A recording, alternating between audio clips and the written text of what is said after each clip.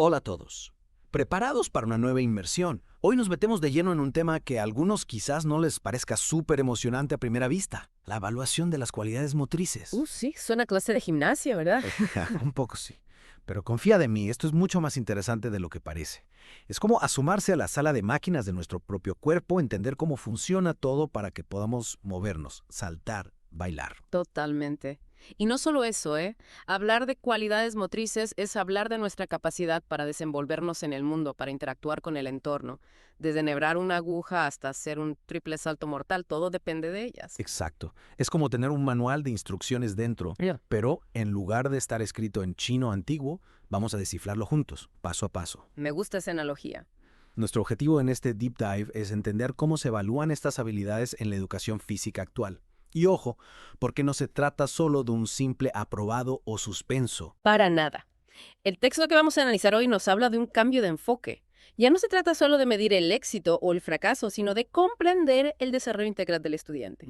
Es como si hiciéramos una radiografía completa de su potencial motriz. Me encanta esa imagen de la radiografía, Ya. porque nos ayuda a entender que evaluar no es juzgar, sino diagnosticar. Es como cuando se enciende la luz de revisar motor en el coche, ¿no? Y sí, No se trata solo de si puedes seguir conduciendo o no, sino de entender qué necesita atención para un rendimiento óptimo. totalmente. Es más, la evaluación de las cualidades motrices debería ser un proceso continuo, Claro. una oportunidad constante para identificar áreas de mejora y ajustar el entrenamiento, como un GPS que nos guía en el camino del aprendizaje. Un GPS que nos dice, gira a la derecha en coordinación, o recalculando rutas hacia el equilibrio. Me encanta. Y hablando de rutas, ¿por qué es tan importante evaluar las cualidades motrices? ¿Qué mapa nos dan estas evaluaciones? Buena pregunta. La evaluación en este contexto tiene un valor triple: diagnóstico, formativo y sumativo. En primer lugar, nos ayuda a entender dónde se encuentra el estudiante al inicio, como si tomáramos una fotografía de su punto de partida. Vale, sí. Luego nos permite ver cómo va progresando, como si viéramos una película de su evolución. Eso sería la parte formativa. Y finalmente, al final del proceso, nos muestra el resultado final de su aprendizaje, la foto finish. Es como tener un álbum de fotos del desarrollo motor del estudiante. Imagina que eres entrenador y tienes que preparar a un atleta para una competición. Necesitas saber de dónde parte, cómo va evolucionando su entrenamiento y cuál es su estado de forma final. Las 3 evaluaciones son clave. Exacto. Y cada una tiene su función. La inicial nos da la línea de salida, la formativa nos acompaña durante la carrera y la sumativa nos dice si hemos llegado a la meta. Y ojo, que no se trata de una línea recta, ¿eh? Claro. Durante el proceso podemos encontrar obstáculos, desviaciones, atajos. Ahí es donde la evaluación formativa se vuelve crucial. Claro, porque nos permite ir ajustando el entrenamiento sobre la marcha. Imagina correr una maratón sin puntos de control ni feedback. Sería caótico, ¿verdad? Totalmente. Pues lo mismo ocurre con la evaluación formativa. Sin ella, el proceso de aprendizaje sería mucho menos efectivo. Cada tipo de evaluación tiene su razón de ser y juntos nos ofrecen una visión panorámica, completa del recorrido del estudiante. Y hablando de tipos de evaluación, nuestro texto menciona 3 en particular, ¿verdad? Así es. Tenemos la evaluación inicial o de diagnóstico, la formativa y la sumativa. Empecemos por la primera, la de diagnóstico. ¿En qué consiste exactamente? ¿Cuál es su función principal? Imagina que un entrenador recibe a un nuevo atleta, ¿sí? Antes de diseñar un plan de entrenamiento, necesita saber cuál es su punto de partida. Claro, ¿verdad? Sí. Ahí es donde entra la evaluación inicial. Nos ayuda a conocer el nivel de desarrollo motor del estudiante antes de empezar cualquier programa. Es como trazar la línea de salida antes de comenzar una carrera. Observamos, analizamos y feramos di. La pistoletazo de salida, exactamente. A partir de esa foto inicial podemos crear un plan personalizado y adaptado a las necesidades de cada estudiante, como un sastre que confecciona un traje a medida. Tiene mucho sentido. Y después de esta foto inicial, entra en juego la evaluación formativa, ¿no? Esa especie de entrenador personal que te va guiando durante todo el proceso. Precisamente. La evaluación formativa es como un diálogo constante entre el estudiante y el educador. Ajá. Se basa principalmente en la observación y nos permite ir ajustando el entrenamiento sobre la marcha. Es como tener un GPS que te va indicando si vas por el camino correcto o si necesitas cambiar de ruta. Exacto. Y lo mejor de todo es que no se limita a una simple nota. La evaluación formativa se basa en feedback cualitativo, ofreciendo al estudiante herramientas concretas para mejorar. En lugar de decir, has suspendido, le decimos, prueba a hacer esto de esta otra manera. O a lo mejor te conviene centrarte en este aspecto. Mucho más constructivo. Totalmente. La evaluación formativa es como un andamio que vamos construyendo junto al estudiante para que pueda alcanzar su máximo potencial. Me gusta esa imagen. Y una vez que hemos construido el edificio, con sus cimientos, sus paredes y su tejado, llega el momento de la evaluación sumativa, ¿no? Exactamente. Esa sería la Creo que ley. sí. Si la evaluación inicial es la línea de salida y la formativa el recorrido, la sumativa sería la línea de meta. Se trata de evaluar el producto final comparando los logros del estudiante con los objetivos iniciales. Es el momento de la verdad, donde vemos cuánto hemos avanzado desde que comenzamos. Exacto. Y aquí podemos hablar de dos enfoques. La evaluación referida a la norma, que compara al estudiante con el resto del grupo, y la referida al criterio, que lo compara con unos estándares preestablecidos o con su propio progreso. Interesante. Es decir, que podemos saber si el estudiante ha mejorado en comparación con sus compañeros o si ha alcanzado un nivel determinado en una habilidad específica. Correcto. Ambas perspectivas son útiles para obtener una visión completa del aprendizaje. Claro. Pero más allá de los tipos de evaluación, también debemos hablar de las herramientas que utilizamos para llevarla a cabo. Y aquí es donde las cosas se ponen realmente interesantes. Totalmente. No se trata solo de exámenes o pruebas físicas. Para evaluar las cualidades motrices podemos utilizar la observación directa, los registros anecdóticos, las listas de control e incluso las escalas de clasificación.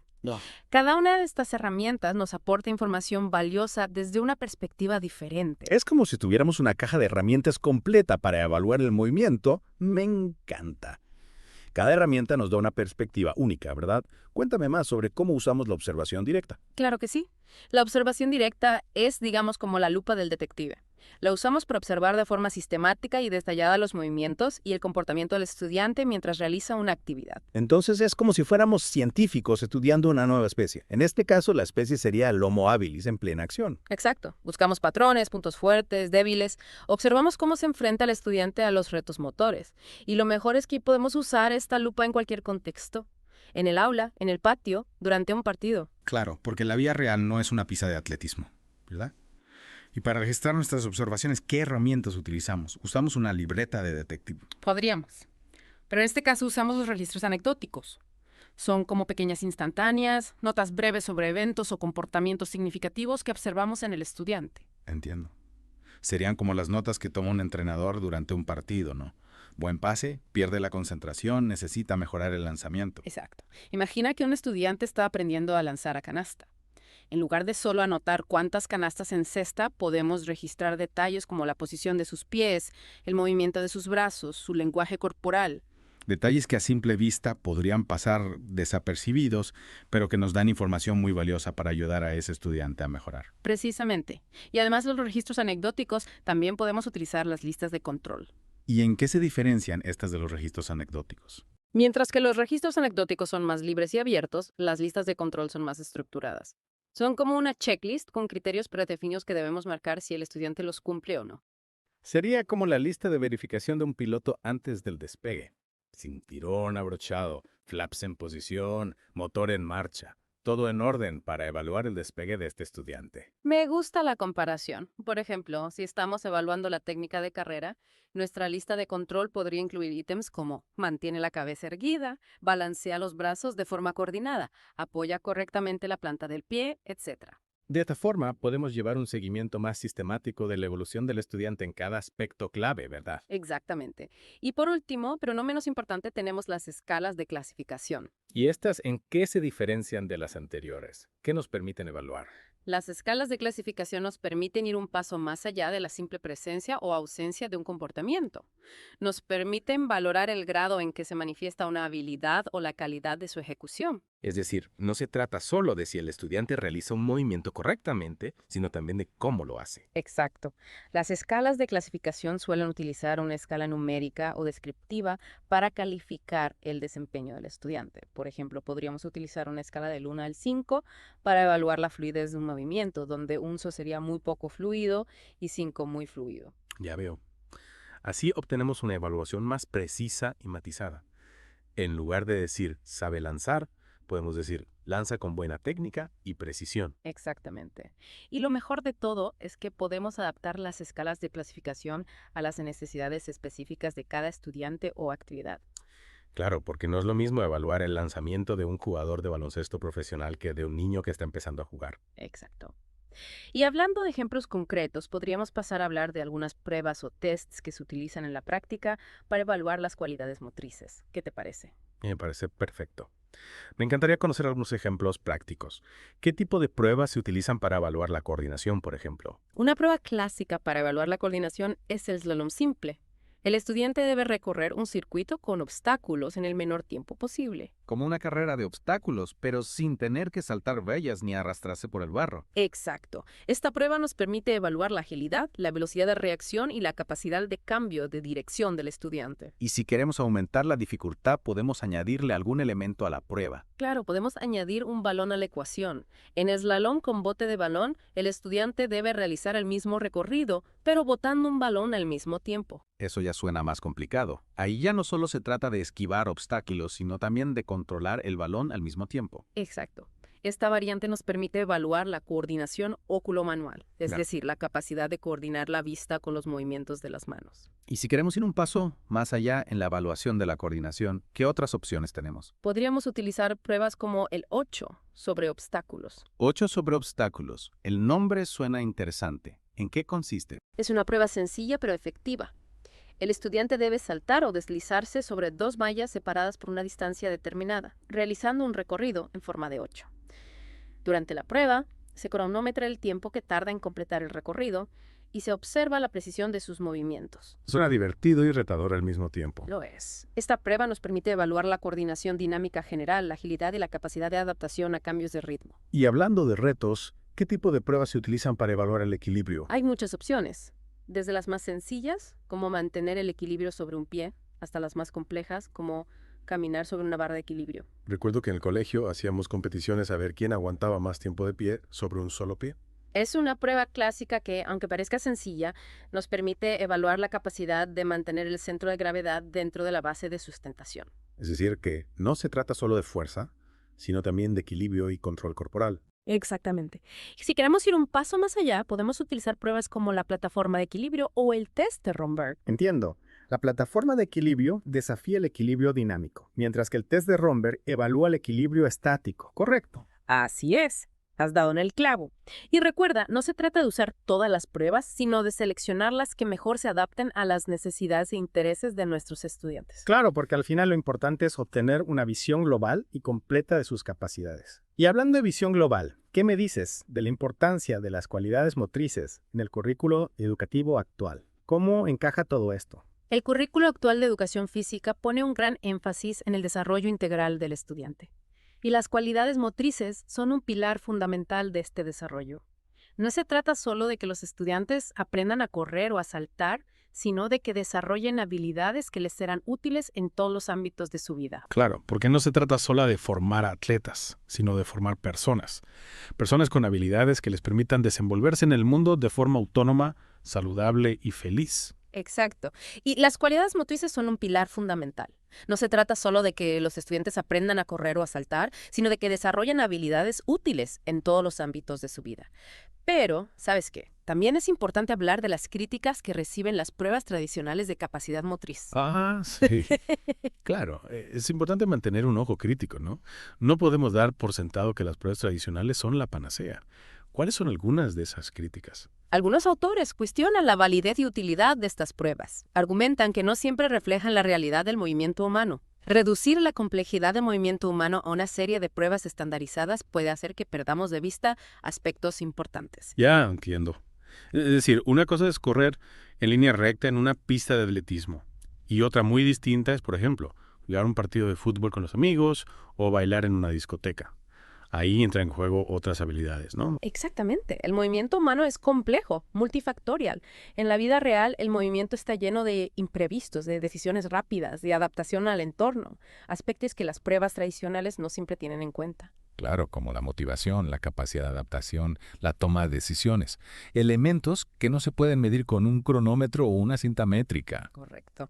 Además, algunos autores critican que el enfoque excesivo en el rendimiento puede generar ansiedad en los estudiantes y desvirtuar el verdadero sentido de la educación física. Entiendo. No queremos que los estudiantes sientan que están constantemente siendo evaluados, ¿no? Ni que se comparen entre sí. La educación física debe ser un espacio de aprendizaje, de disfrute, de desarrollo personal, no un examen constante. Exactamente. No queremos convertir la clase de gimnasia en un circo romano donde los estudiantes se juegan el pulgar hacia arriba o hacia abajo. La presión por el rendimiento puede ser contraproducente. Totalmente. Entonces, ¿Qué podemos hacer para evitar caer en esos errores? ¿Cómo encontramos el equilibrio entre evaluar y a la vez permitir que los estudiantes disfruten de la actividad física? En primer lugar, ser conscientes de las limitaciones de las pruebas tradicionales y usarlas con cautela. No tomar los resultados al pie de la letra, sino interpretarlos dentro de un contexto más amplio. Claro, no se trata de descartar las pruebas tradicionales, sino de usarlas con cabeza, como un termómetro que nos dé una información, pero no nos cuenta toda la historia del paciente. Exactamente, y por eso es importante complementar las pruebas tradicionales con otro tipo de evaluaciones, como la observación, los proyectos prácticos o las autoevaluaciones. Me gusta esa idea de la caja de herramientas, usar diferentes instrumentos para obtener una visión más completa y rica del estudiante. Así es. Y no menos importante, debemos recordar que el objetivo principal de la educación física no es conseguir que los estudiantes sean más rápidos, más fuertes o más flexibles. Entonces, ¿cuál es el verdadero objetivo? ¿Cuál es el premio gordo que queremos que se lleven nuestros estudiantes? El objetivo es que desarrollen un estilo de vida activo y saludable, que disfruten del movimiento y que sean capaces de utilizar su cuerpo de forma eficaz en su vida diaria. Que sean competentes motrizmente hablando. Qué bonito. Que el movimiento no sea una obligación, sino un placer. Que no sea un fin de semana al mes, sino un estilo de vida. Totalmente. Queremos que los estudiantes salgan del colegio con una mochila llena de recursos para moverse por el mundo de forma saludable, autónoma y feliz. Y para eso, la evaluación de las cualidades motrices es una herramienta fundamental, pero no la única. Así es. La educación física es mucho más que una simple materia. Es una oportunidad única para que los estudiantes desarrollen todo su potencial, físico, mental, social, y para que construyan una relación sana y positiva con su propio cuerpo. Una relación basada en el respeto, en el disfrute, en la conciencia. En definitiva, una relación para toda la vida. Exactamente. Bueno, creo que hemos cubierto un montón de terreno en este deep dive. Hemos explorado el fascinante mundo de las cualidades motrices desde diferentes ángulos. Su importancia, su evaluación, las herramientas que tenemos a nuestra disposición, las críticas a las pruebas tradicionales, la innovación en la evaluación. Un viaje completísimo. Y todo ello sin perder de vista el objetivo principal: ayudar a nuestros estudiantes a desarrollar todo su potencial y a disfrutar de una vida más activa y saludable. Exacto. Y hasta aquí llega nuestra inmersión de hoy. Esperamos que os haya resultado interesante y sobre todo útil para entender mejor el complejo y apasionante mundo de las cualidades motrices. Hasta la próxima.